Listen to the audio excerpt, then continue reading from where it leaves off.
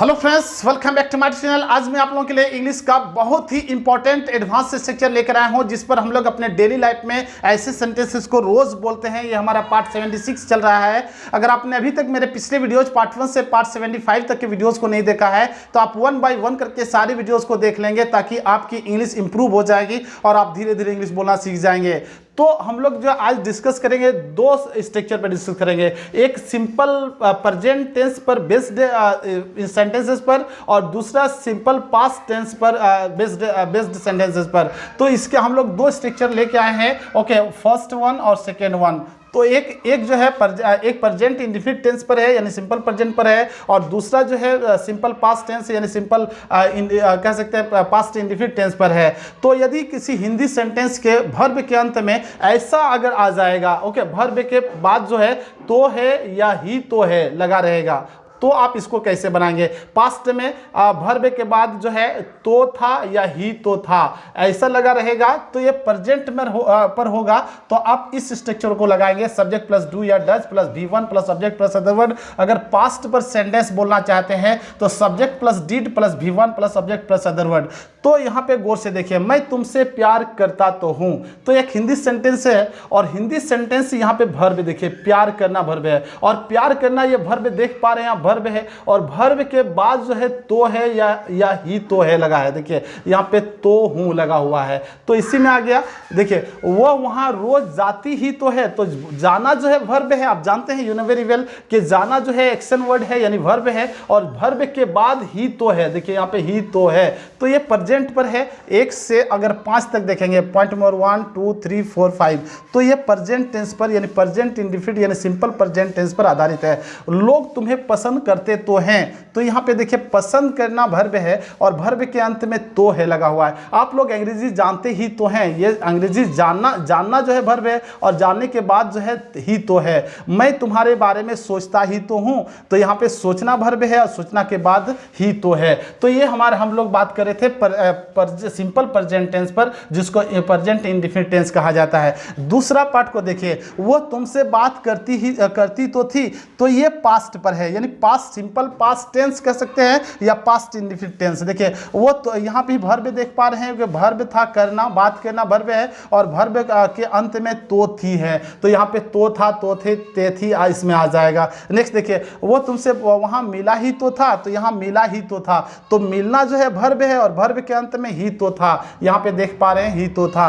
राज sir आप लोगों को अंग्रेजी सिखाते ही तो थे, तो सिखाना वर्ब है, और सिखाने के बाद जो है ही तो थे यहाँ पे लगा हुआ है। तो आप समझ पा रहे हैं कि सेंटेंसेस को समझ पा रहे हैं। ऐसे सेंटेंसेस हम लोग रोज हमेशा बोलते हैं। ऐसे सेंटेंसेस को कब बोला जाता है, इसको इंग्लिश में इम्फेटिक सेंटेंस कहा जाता है। क्या कहा जाता है? इम्फेटिक। और इम्फेटिक मीन्स होता है जोरदार। क्या कहा जाता है? जोरदार। जब वर्ब पर जोर डाला जाता है, क्या डाला जाता है? जोर, दबाव, प्रभाव डाला जाता है। जैसे अगर हम कहें डू यू रीड, क्या आप पढ़ते हैं, क्या do you watch my videos, क्या आप मेरे वीडियोज़ को देखते हैं, तो आप कहेंगे मैं आपके वीडियोज़ देखता तो हूँ, देखता ही तो हूं, दोनों तरह से बोल सकते हैं। तब आप उसको इंग्लिश में कैसे बोलेंगे? तो यहाँ पे ऐसे सेंटेंसेस को बनाने के लिए आपको इंग्लिश में एक स्ट्रक्चर है, सब्जेक्ट प्लस डू या does plus V1 plus subject plus other word. तो पहले हम लोग सिंपल प्रेजेंट टेंस पर बेस्ड सेंटेंस को देखते हैं। तो यहाँ सब्जेक्ट जो है मैं है, तो मैं को इंग्लिश में आई कहा जाता है, और आई के बाद डू या डज में, ये प्रेजेंट टेंस की बात कर रहे हैं, तो जो है प्रेजेंट टेंस है, देख पा रहे हैं।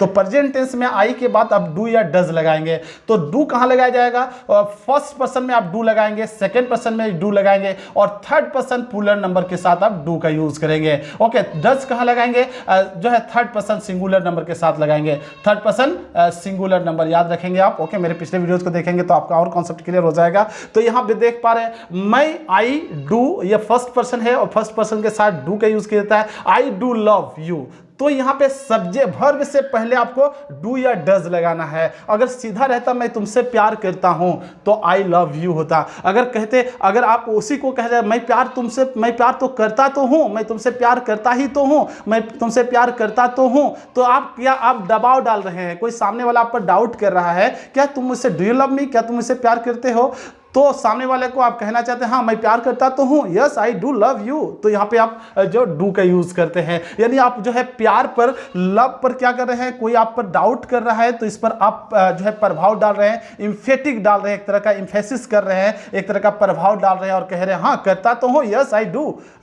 I do love you. Next देखिए, तो वो वहां रोज जाती ही तो है, तो ये प्रेजेंट टेंस पर आधारित है यानी सिंपल प्रेजेंट पे, तो यहाँ पे सब्जेक्ट देख पा रहे हैं, सब्जेक्ट सी हो जाएगा और सी के बाद डू या डज लगाना था। तो हम लोग बात कर रहे थे थर्ड पर्सन सिंगुलर नंबर के साथ डज का यूज किया जाता है, तो यहाँ पे डज देख रहे हैं। उसके बाद वर्ब, वर्ब कौन है, वर्ब जाना है तो जाना को लगा दिए। उसके बाद देयर, डेली, देयर वहां daily, she does go there. अगर आप कहना चाहते हैं लोग तुम्हें पसंद करते तो हैं, the people do like you, आप इंग्लिश में कहेंगे the people do like you.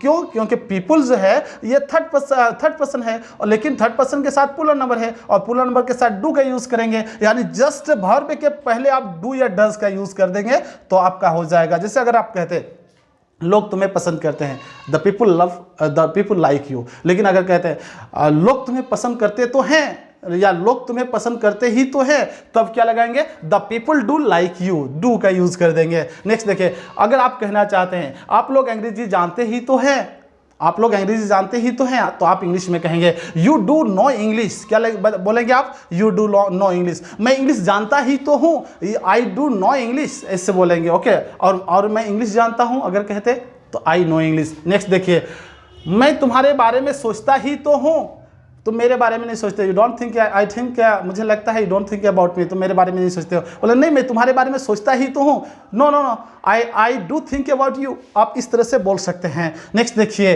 तो आई डू थिंक अबाउट यू हो गया, यहाँ पे प्रेजेंट टेंस पर आधारित था, प्रेजेंट इंडेफिनिट टेंस था जिसको सिंपल प्रेजेंट टेंस कहा जाता है, उस पर था। और यहाँ पे जो हम लोग 6, 7, 8 जो बोलेंगे ये हम लोगों का है सिंपल पास्ट टेंस, जिसको कहा जाता है सिंपल पास्ट टेंस, ओके, या उसको सिंपल इंडेफिनिट टेंस कहा जाता है। तो सिंपल इंडेफिनिट टेंस पर हम लोग बात करते हैं क्योंकि ये पास्ट की बात होगी। देखिए, वो तुमसे बात करती तो थी, तो यहाँ पे देखिए वर्ब है, सिंपल पास्ट टेंस में वर्ब है प्लस वर्ब के बाद ही तो था। देखिए, वह तुमसे बात करती तो थी, तो बात करना क्या है, वर्ब है, और वर्ब के बाद जो है तो थी है, तो थी, तो आगे आपका सिंपल पास्ट टेंस में। तो ऐसे सेंटेंसेस को बनाने के लिए सब्जेक्ट के बाद डीड का यूज कर देंगे। जहां आप जो है सिंपल प्रेजेंट टेंस में आप डू या डज का यूज करते थे, इसमें डीड का यूज करेंगे।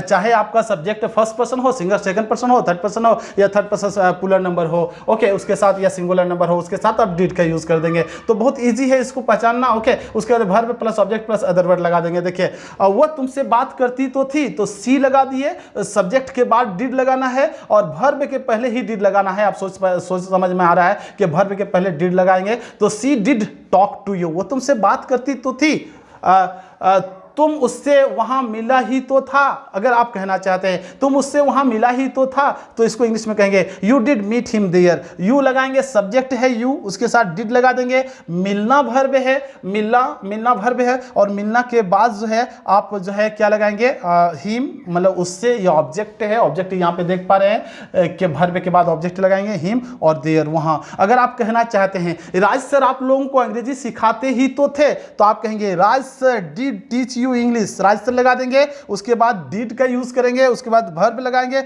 और ऑब्जेक्ट लगा देंगे, ऑब्जेक्ट यू है और इंग्लिश। आप समझ पा रहे हैं। ऐसे सेंटेंसेस को अगर आप घर में कम से कम 40 से 50 सेंटेंसेस अगर आप बोल लेंगे, अगर आप प्रैक्टिस करेंगे, तो आप यू नो वेरी वेल कि प्रैक्टिस मेक्स मैन परफेक्ट। आदमी को प्रैक्टिस जो है परफेक्ट बना देता है, कंप्लीट बना देता है। तो the more you practice the more you learn. जितना ही ज़्यादा आप प्रैक्टिस करेंगे उतना ही ज़्यादा आप इंग्लिश धीरे धीरे बोलना सीख जाएंगे। तो आई होप आप समझ चुके हैं। एक बार स्क्रीनशॉट ले लीजिए, 2 से 3 बार 4 बार देख लीजिएगा, तो आपका कॉन्सेप्ट और क्लियर हो जाएगा। आप इजी में इसमें बहुत सारे सेंटेंसेस बना सकते हैं। अगर आपने अभी तक मेरे चैनल को सब्सक्राइब नहीं किया तो प्लीज सब्सक्राइब कर लीजिएगा, दोस्तों को शेयर कीजिएगा। अच्छा लगा तो जरूर कमेंट कीजिएगा। Keep watching my all videos. मिलते हैं नेक्स्ट वीडियो में। Thank you.